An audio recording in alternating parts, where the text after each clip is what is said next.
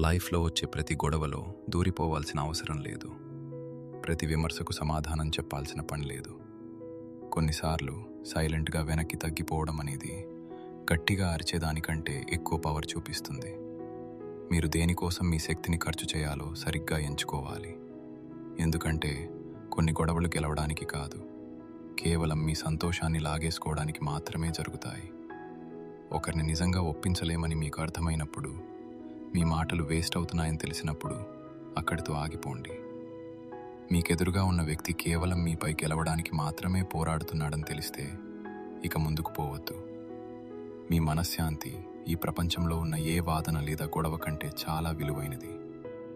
మీరు వెనక్కి తగ్గితే ఓడిపోయినట్లు కాదు, మీరు మీ ముఖ్యమైన టైంను, మీ ఎమోషన్ను సేవ్ చేసుకున్నట్లు.